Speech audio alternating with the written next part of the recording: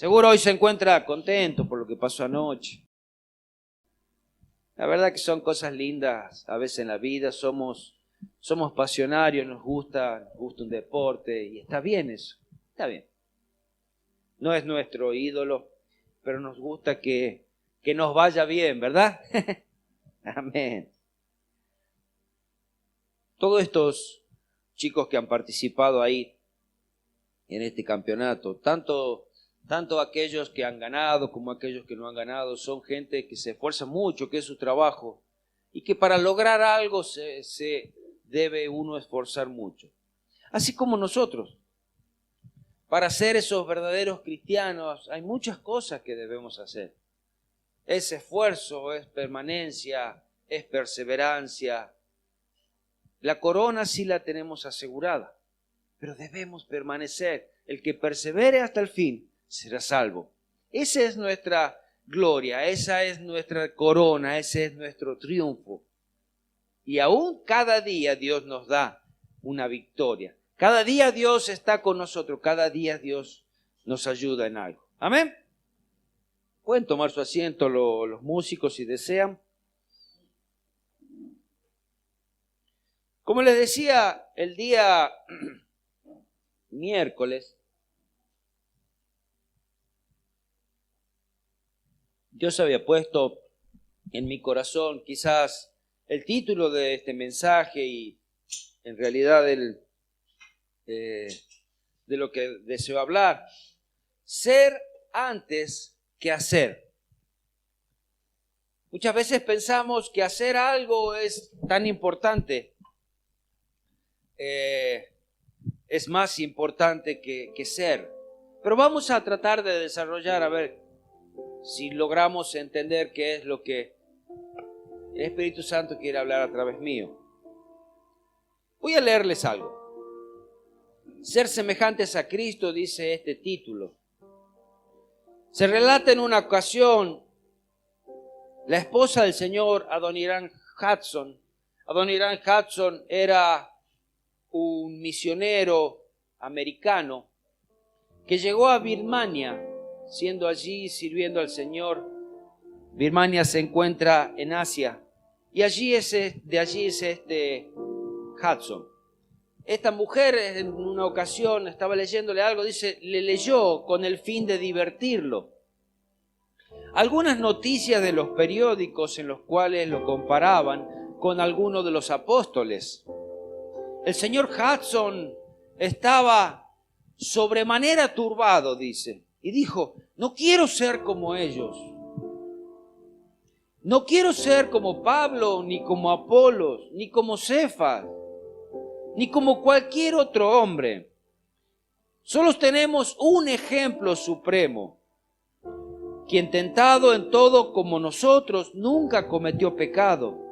Deseo seguirlo en todo, imitarlo en todo, practicar sus enseñanzas, beber de su espíritu, andar en sus sendas y conocer mis debilidades, porque Él me las indique y solo Él. Oh, seamos semejantes a Cristo. Debemos ser para poder hacer. En los caminos del Señor, de pronto no nos sirve hacer algo si no somos de Él. Ser nos habla de una esencia, nos habla de una naturaleza, nos habla de la sustancia, de la materia, nos habla de esa criatura que somos, de la vida, de existencia, nos habla de la fibra, de lo que hay dentro nuestro, nos habla de nuestro ADN, es el ser. Ejemplo, debemos ser doctores, por ejemplo, para practicar medicina. Debemos ser maestros para poder enseñar alguna materia en especial.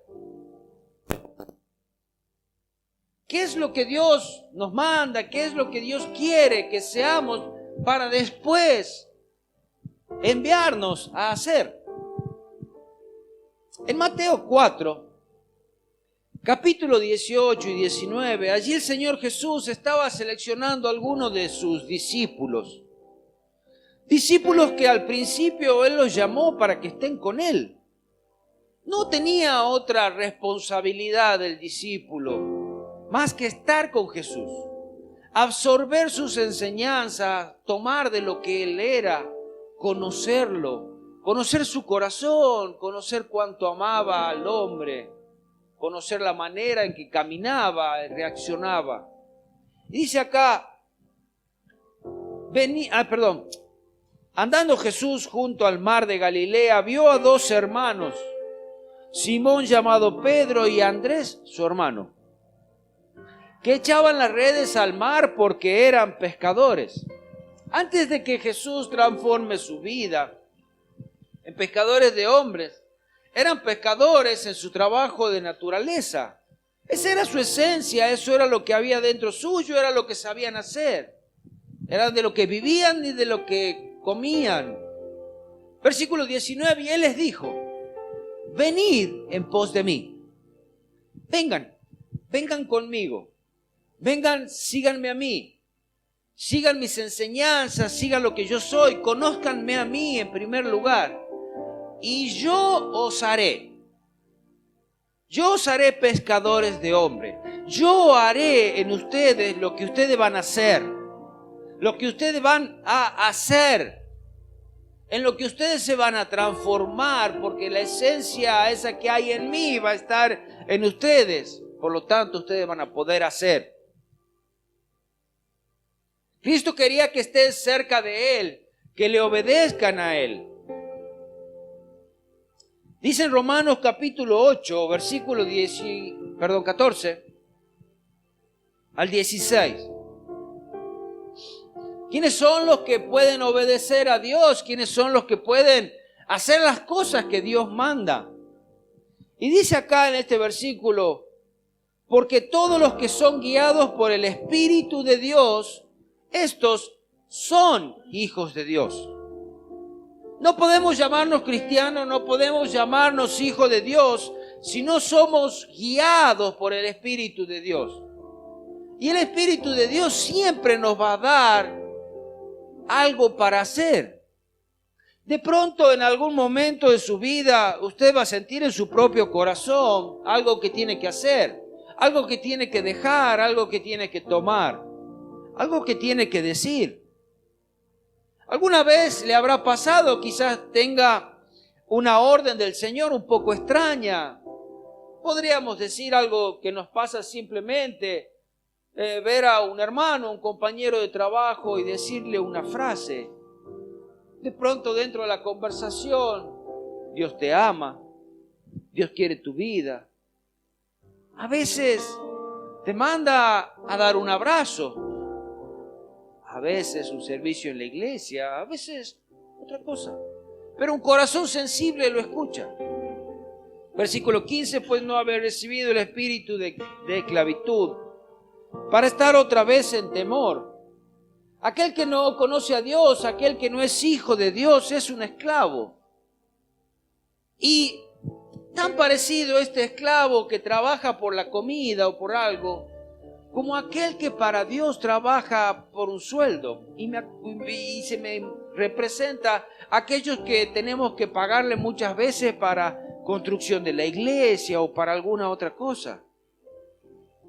Ellos no son hijos de Dios en muchos casos, pero son pagados y viven para eso, y por eso está bien.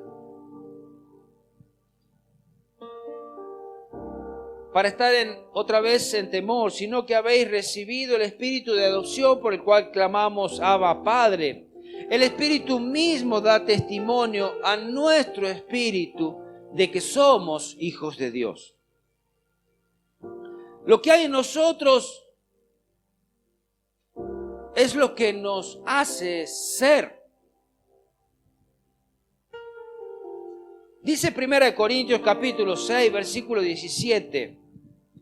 Pero el que se une al Señor, un espíritu es con Él. Cuando tu espíritu está unido con el Señor, a causa de la obediencia, a causa de la intimidad, a causa de la comunión, a causa de seguirlo. Tú eres un espíritu con Dios. Tú ahí eres un hijo de Dios. Tú ahí eres un siervo de Dios. En algunas ocasiones hasta decía un esclavo por amor. 1 Corintios 6, 19, un versículo más adelante. ¿O ignoráis que vuestros cuerpos es templo del Espíritu Santo, el cual está en vosotros, el cual tenéis de Dios y no sois vuestros? Una vez que Dios está en tu corazón, tú eres el responsable de cuidar, de amar, de proteger ese templo del Espíritu Santo que somos nosotros. Y de pronto, esa palabra que hoy escuchamos tan a menudo que dice, pero si yo soy dueño, no eres dueño, no sois vuestros, no haces lo que tú quieres. No es que yo siento o yo no siento, es por obediencia. ¿Sí? No sois vuestros, porque el Espíritu de Dios es el que te guía. Y nos manda, con todo esto, Dios nos manda a hacer cuando nosotros somos esos verdaderos hijos de Dios, cuando nosotros tenemos el Espíritu Santo. Por ejemplo, en Mateo capítulo 5, versículo 13, ahí da algunas ilustraciones bastante claras de lo que nosotros somos. Es de lo que hay dentro nuestro. Dice, vosotros sois la sal de la tierra.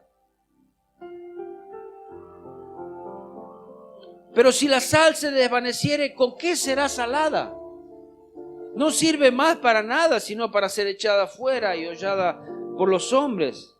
Ser la sal significa que debemos ser aquellos que les da el sabor a la vida, aquello que conserva.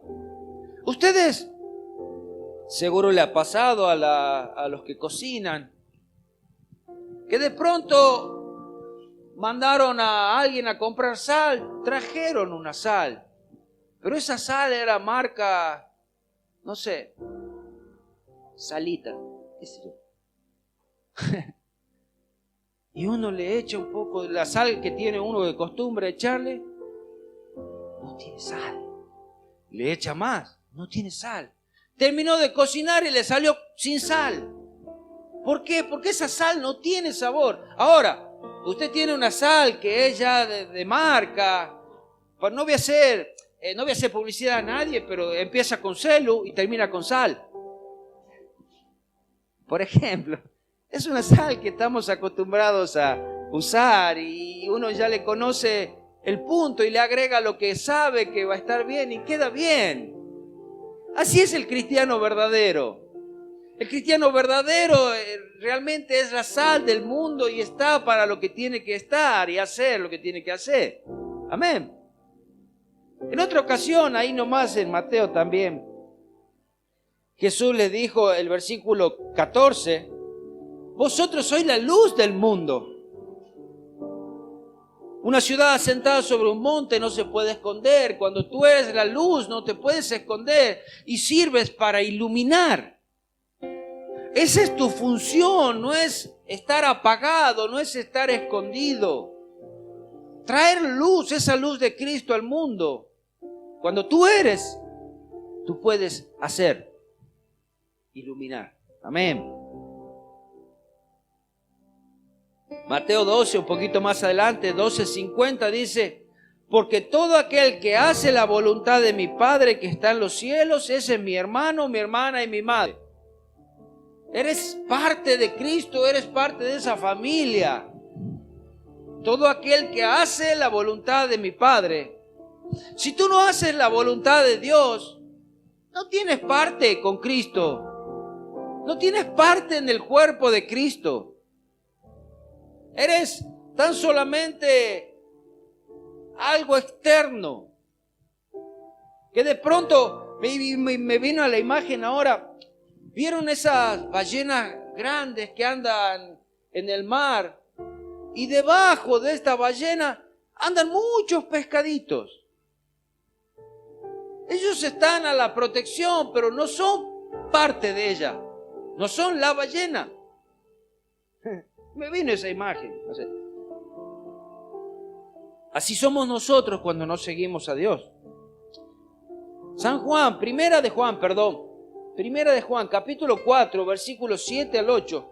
Amados, dice, amémonos unos a otros, porque el amor es de Dios. Es una de las esencias de Dios. Es uno de los frutos del Espíritu Santo. Mas el fruto del Espíritu es amor, gozo, paz, paciencia, benignidad, bondad, fe, mansedumbre. ¿Le habrá pasado que alguna vez usted estuvo en algún lugar y alguien dice, ay, qué lindo que es estar con vos, charlar con vos? Siento una paz. Es el Espíritu Santo dentro tuyo que lo percibe la otra persona también. El amor es el que te hace dar amor, no como el amor del mundo, que lo representan de otra manera. El amor de Dios se manifiesta en poner nuestra vida por el otro.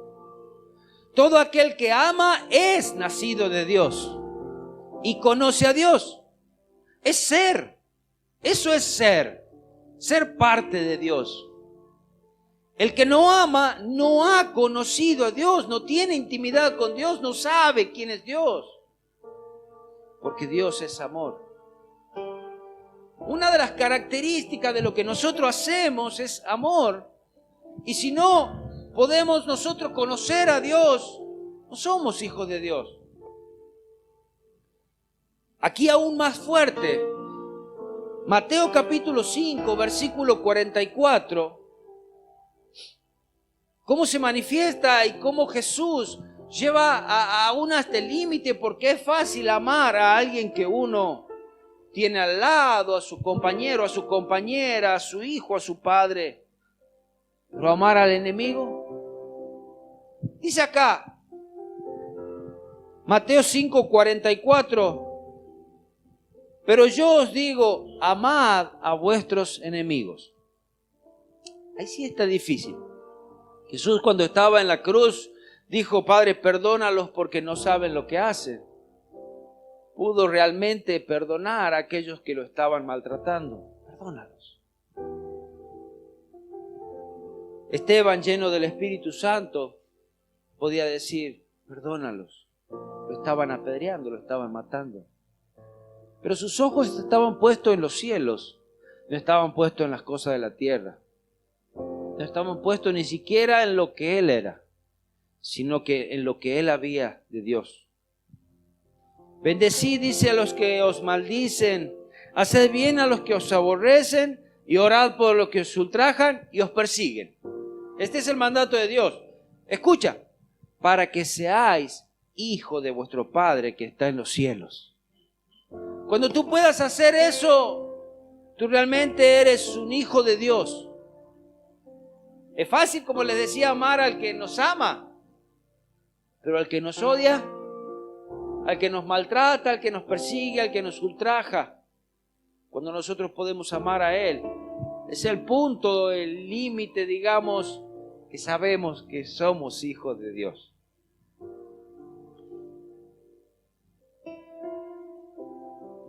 Que hace salir, bueno, en la segunda parte del versículo dice que hace salir el sol sobre malos y buenos, que hace llover sobre justos e injustos. Dios tiene algo para nosotros, para cada uno, para cada alguno que es en Dios. Les leo otra historia, y esta se llama Salvos para servir a Dios. Un niño de 7 años de edad quería saber para qué había nacido. Y se lo preguntó a su papá. El papá le dijo que él y su mamá habían orado pidiendo a Dios un niño. El pequeño interrogador no quedó muy satisfecho e hizo otra pregunta. ¿Y eso es todo? Entonces el padre explicó lo mejor que pudo a su hijito, que Dios tiene un propósito para cada persona.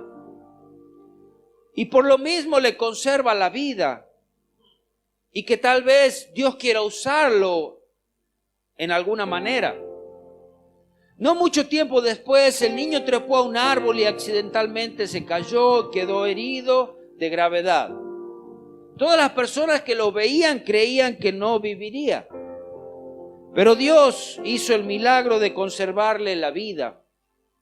Cuando el niño pudo pensar normalmente, dijo: papá, tú me dijiste que tal vez Dios quiera usarme, ¿te acuerdas? El padre le contestó: sí, hijito. Y el niño agregó: tal vez por esto Dios no quiso que yo muriera en ese accidente. Enseguida, las lágrimas en sus ojos, agregó: espero poder hacer aquello para lo cual Dios me devolvió la vida. No eres una casualidad, no eres un accidente, eres un hijo de Dios, el cual Dios te llama a hacer. ¿Qué? Lo que Él te llame a hacer. Tú vas a saber en tu corazón. Dios te lo va a mostrar.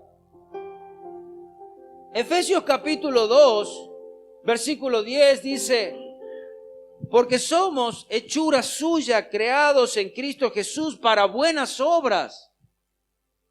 Dios nos hizo para algo bueno, para mostrar esas obras que aún Jesús hizo en la tierra, los cuales Dios preparó de antemano para que anduviésemos en ellas. No nuestra vida sea desconocida de las cosas de Dios, de los caminos de imitar a Cristo. Y ahora, ¿qué debe tener uno que sirve a Dios? En un momento los apóstoles estaban sirviendo a Dios. Jesús ya había ascendido a los cielos. Ellos predicaban, servían a las mesas y el trabajo era mucho. Pero llegó el momento que decía: bueno, necesitamos delegar parte del trabajo para que lo haga otro. Y en Hechos capítulo 6, versículos 3 al 5, ellos habían dicho muy clarito algo: buscad pues, hermanos, de entre vosotros a 7 varones. Y acá tenían que tener una característica muy importante, aquel que sirve a Dios. De pronto, y nos ponemos a pensar: oh sí, el pastor tiene que ser así. Oh no, el que toca el teclado tiene que ser así, el que canta, el que dirige. Sí, el maestro también, sí es verdad. Pero estos muchachos estaban seleccionados para servir a las mesas. Podríamos decir para ser los mozos. Y tenían que tener estas características. Todo aquel que sirve a Dios la tiene que tener. Tenían que ser de buen testimonio. No puede servir a Dios a alguien que su testimonio sea un desastre. De pronto nosotros, aquellos que estamos en la iglesia, podemos verlo y decimos: ah, mira vos, qué lindo chico. Mira cómo se comporta de bien aquí en la iglesia. Mira qué lindo que toca. Mira qué servicial que es. Pero dentro suyo y su testimonio afuera deja mucho que desear. No sirve. A Dios no le sirve. De pronto a nosotros sí, vino a limpiar, está, quedó lindo. Pero, ¿y a Dios? Dios te puede usar, aún siendo el portero. En un caso, un hermano de la iglesia contaba que él conoció a Cristo, ¿sabes? ¿A través de quién? A través del portero de la iglesia.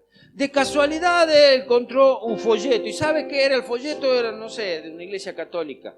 Pero caminando desesperado de su vida, se cruzó con el portero de la iglesia. Y el portero le dijo, lo abrazó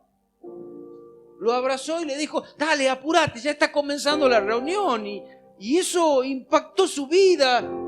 Pocas palabras, lo metió a la iglesia. Y ese día Cristo cambió su corazón.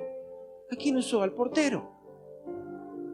Al portero que tuvo ese sentimiento de abrazarlo, de contenerlo y de empujarlo un poquito más. En otra ocasión, dice que había un niño que lo habían invitado a la escuelita. Después de tener la reunión, un hombre le dio una taza de mate cocido. Y un día le preguntaron si conocía a Jesús. Y el niño le dijo: sí, conozco a Jesús. ¿Y dónde está? ¿Dónde lo viste? ese hombre que está allí es Jesús. Era aquel que le había dado la taza de mate cocido. Miren cómo las cosas simples de la vida, cuando somos guiados por el Espíritu de Dios, transforman. Buscad, pues, hermanos, entre vosotros a 7 varones de buen testimonio, llenos del Espíritu Santo y de sabiduría, a quien encarguemos este trabajo, llenos del Espíritu Santo y sabiduría, a quien encarguemos este trabajo. Y nosotros persistiremos en la oración, en el misterio de la palabra. Agradó la propuesta a toda la multitud y eligieron a Esteban, varón lleno de fe, que hace rato también lo nombré, que fue el que lo apedrearon. Varón lleno de fe. Y del Espíritu Santo, a Felipe, a Prócoro, a Nicanor, a Timón, a Pármenas y a Nicolás, prosélito de Antioquía. Hay una gran diferencia. Un gran músico toca música con excelencia. Pero un gran músico puede no ser un adorador. Un adorador es aquel que puede aún ejecutar su instrumento con unción y debería ser un gran músico. Pero no es lo mismo ser un adorador donde tu corazón es rendido al Señor, donde puedes quizás llegar a no importar si cantas mal o si tocas un poco mal. Pero cuando ese corazón es entregado a Dios, tú puedes ser un canal que llegue a otro el Espíritu Santo. Es necesario ser un adorador, ser un hijo de Dios, ser alguien que tiene el Espíritu Santo. Porque si no, podríamos tranquilamente quizás pagar a uno que cante, que dirija, que toque. Porque hay muy buenos de estos. Pero ¿sabes qué? No podrían transmitir el Espíritu de Dios, porque no lo tienen. No lo tienen. Solo trabajar en la iglesia no te hace ser hijo de Dios. Porque hay muchos que han trabajado en la iglesia, como les decía también en un momento, y que por pago lo hicieron y lo hicieron muy bien, pero no les interesa nada de Dios. A ellos les interesó trabajar, terminar su trabajo, tratar de dejarlo bien, le pagamos y se fueron tranquilos. De Dios no le interesaba. Aquel que ama a Dios hace las cosas por amor, le sirve por amor, gasta su vida por amor a Dios, así como lo haría Jesús. Amén. Uno no puede dar algo que no tiene. Si no tienes amor, no lo puedes dar. Si no tienes aquello que Cristo quiere que tú tengas, no lo puedes dar. No se puede forzar a hacer cosas que no somos. Yo, por ejemplo, no puedo ser un ingeniero, no lo soy, no lo tengo.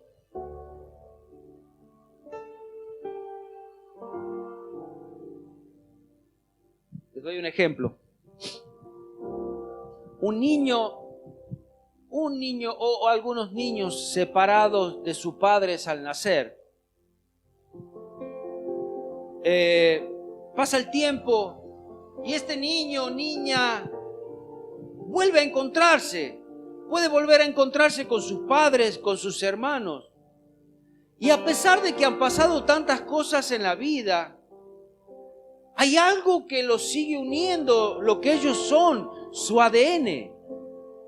Cuando se encuentra con ese padre que posiblemente nunca lo vio, con ese hermano o hermana, se dan cuenta que tiene el mismo color de cabello, mismo color de ojos, de piel. Reacciones, gestos parecidos. ¿Qué había? Si uno estaba acá y el otro estaba muy lejos, ¿sabes qué? Era su ADN, lo que había dentro suyo. Es lo mismo que nos pasa a los cristianos.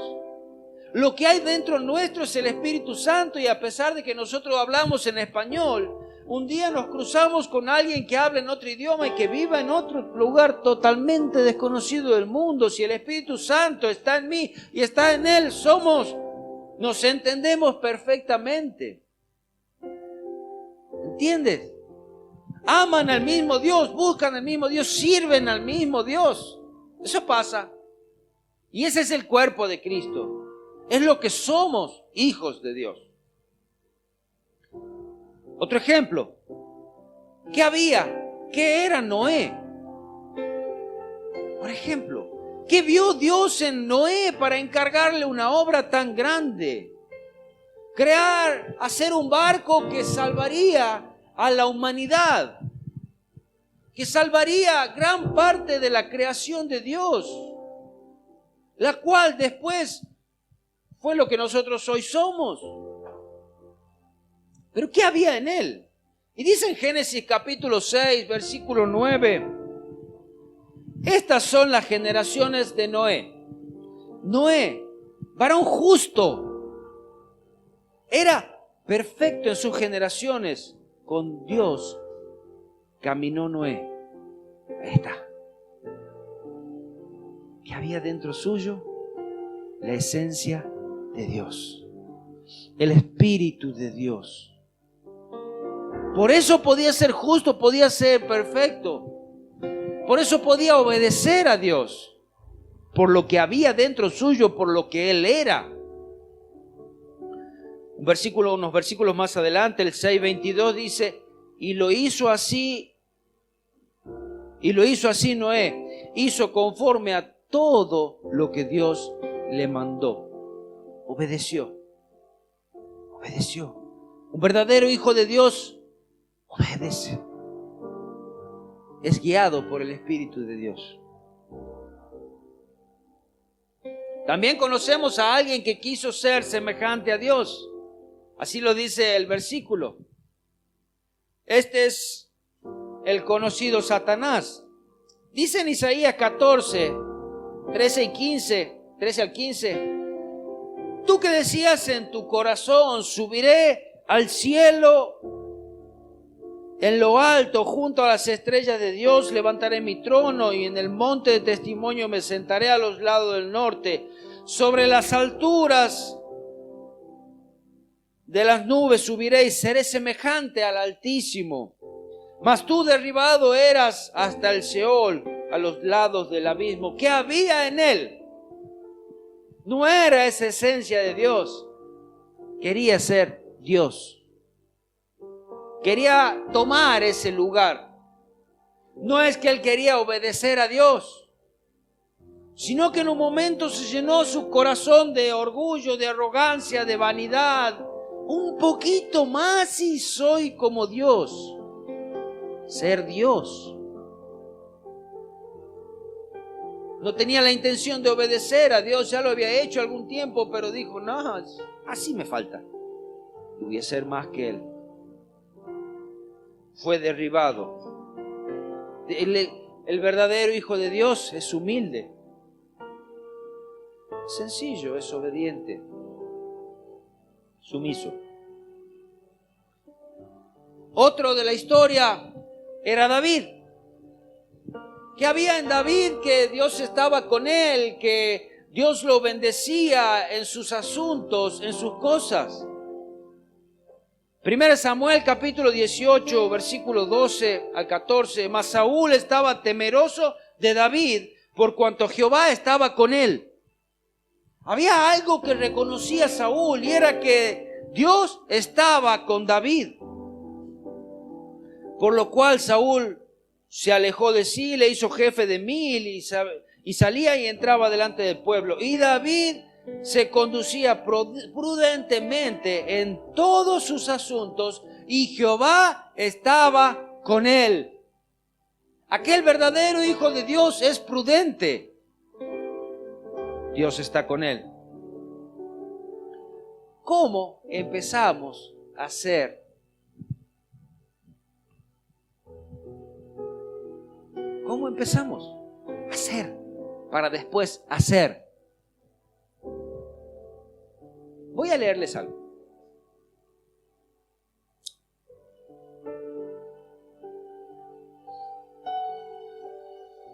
Justo lo leí hoy y me llamó mucho la atención lo que decía.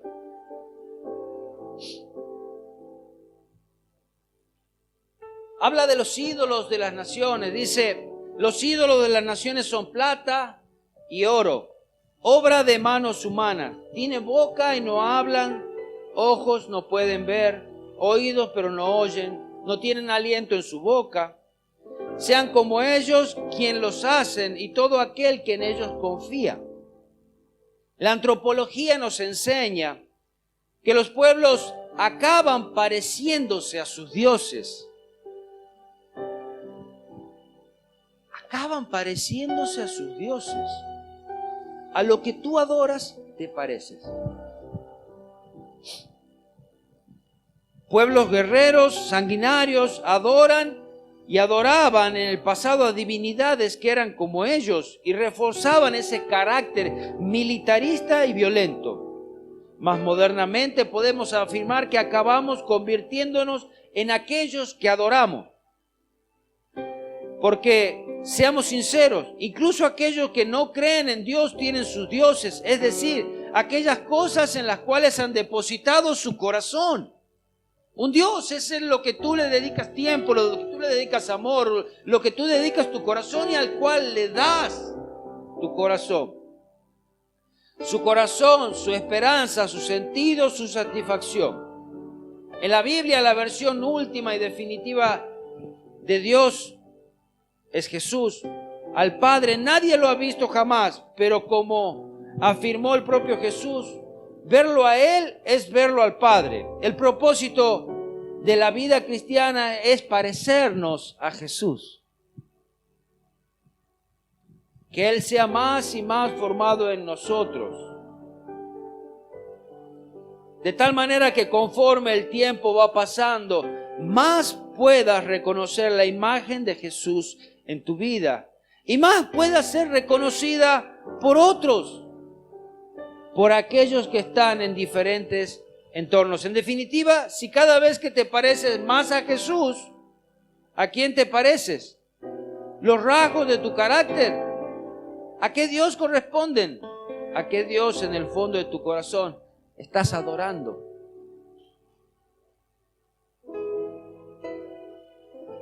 Termino con este versículo. Y reflexionemos, ¿qué hay en nuestro ser? ¿A quién le hemos dado nuestro corazón? ¿A quién le hemos dado lo que nosotros somos? ¿Para qué hemos nacido? Lo que nosotros seamos, lo que hay en nuestro ser va a ser demostrado. Y ahí podemos hacer. Dios no va a enviar a nadie que no tenga su espíritu a hacer algo. No. De pronto, tan solamente a veces ser verdadero cristiano en nuestro trabajo, en nuestra escuela, ya es lo que Dios nos manda a hacer. Ser un ejemplo. Y el último versículo que leo.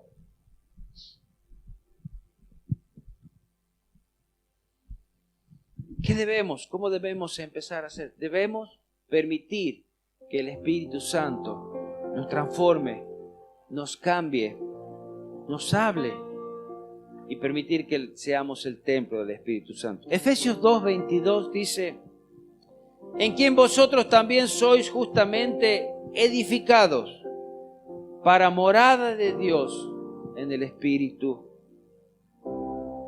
para ser morada de Dios.